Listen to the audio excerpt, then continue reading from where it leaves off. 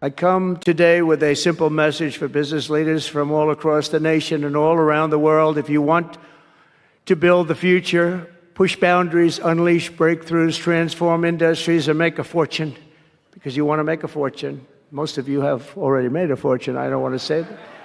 There's no better place on earth than the current and future United States of America under a certain president named Donald J. Trump. I think that we're going to do very well. There's even under consideration a new concept where we give 20% of the Doge savings to American citizens and 20% goes to paying down debt, because the numbers are incredible, Elon. So many billions of dollars, billions, hundreds of billions, and we're thinking about giving 20% back to the American citizens and 20% down to pay back debt and pay down debt. In less than a single month, the Department of Government Efficiency has already saved over this is just a short period of time, $55 billion. And we're just getting started. That's nothing compared to the numbers that you're talking about, right?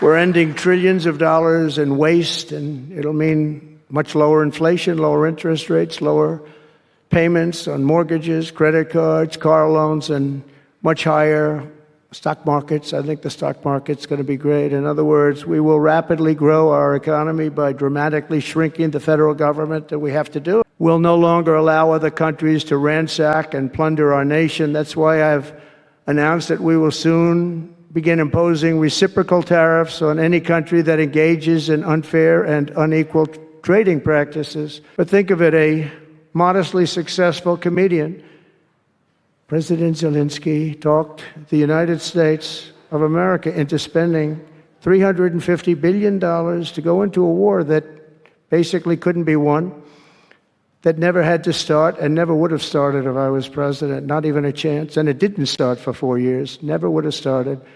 But a war that he, without the U.S. and Trump, will never be able to settle. They'll never settle that war without our involvement. And we spent much more money. We have to equalize. But while the United States gets nothing back, so they get their money back. It's a loan. We just give our money. And we had a deal based on rare earth and things, but they broke that deal.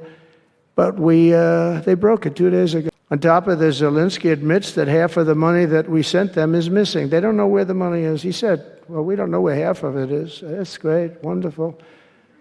He refuses to have elections. It's low in the real Ukrainian polls. I mean, how can you be high with every city is being demolished?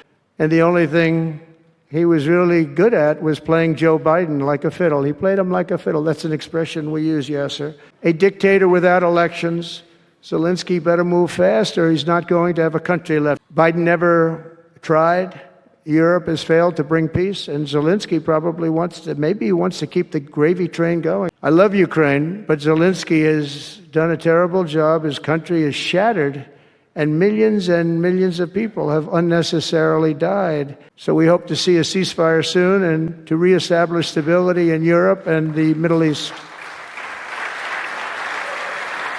The golden age of America is upon us, and I'm inviting everyone here today and every citizen across our land to take part in the most extraordinary period of peace, prosperity, growth, innovation, wealth creation, and expansion the world has ever seen. One day, very soon, our country will have the greatest economy in the history of the world because we once again have a president who puts America first. And when it's all beautiful, which it's going to be pretty soon, we want to help other countries. So what is the best piece of advice that you have ever received?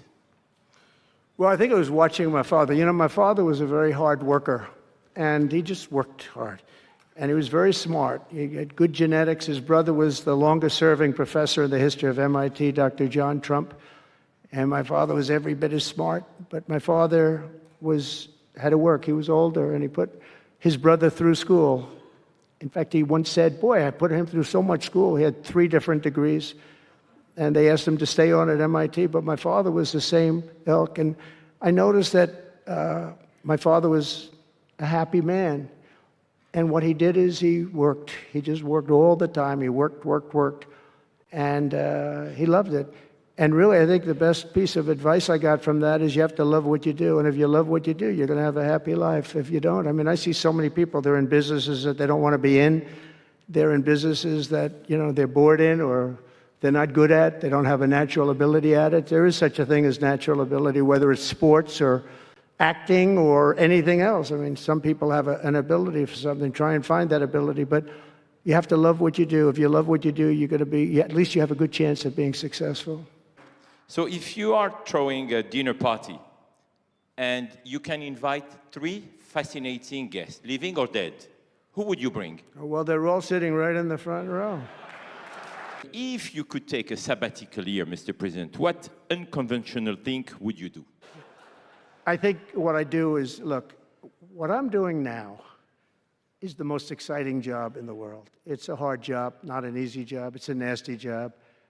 There is just nothing I could do to enjoy my life, whether it's that or anything else that you'd ask, because this is the ultimate. I mean, I had to make a big decision, and it was a very risky decision, because if I would have lost, my life would have been a much different life. It would have been a very nasty life. They were going after me at levels that nobody's ever seen before. There's nothing I'd rather do than what I'm doing right now. What is the best investment you have made in your personal growth, Mr. President? Well, I was involved in real estate from, most of my life, and was, guys like Witkoff will tell you I was really good at it, and I was successful at it, very successful at it.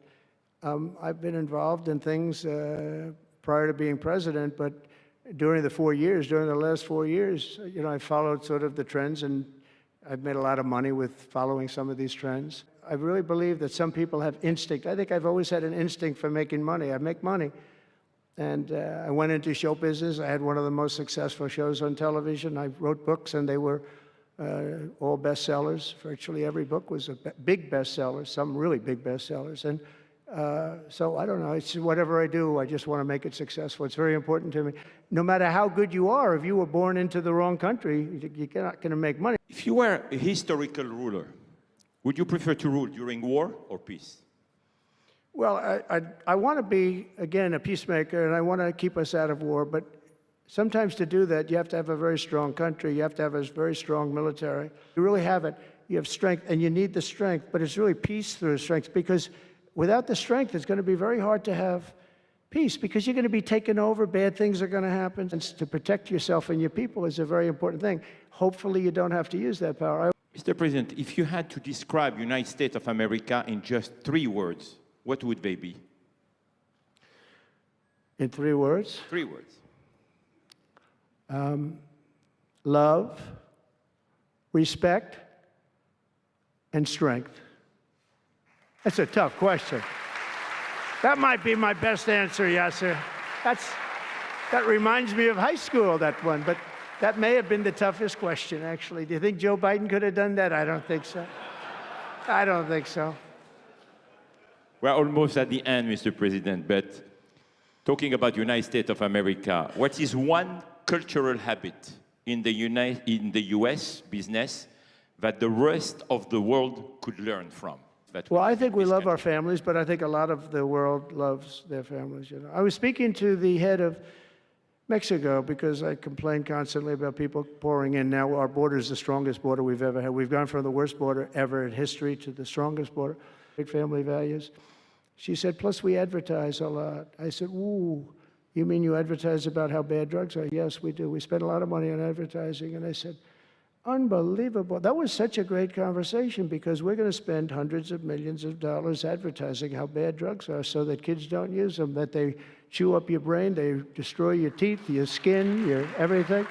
So to the President of Mexico, thank you very much. I appreciate it. But we're going to do a great advertising campaign saying how bad it is, how drugs are so bad for you. My last question, Mr. President. You have mentioned briefly in your speech about the legacy. What would you like your legacy to be, if you can tell us more about it? That I came into a country that was great, but is in trouble. And I made America great again, and I got it out of trouble, and people respect America now, and we were a country of peace, and we brought peace to the rest of the world.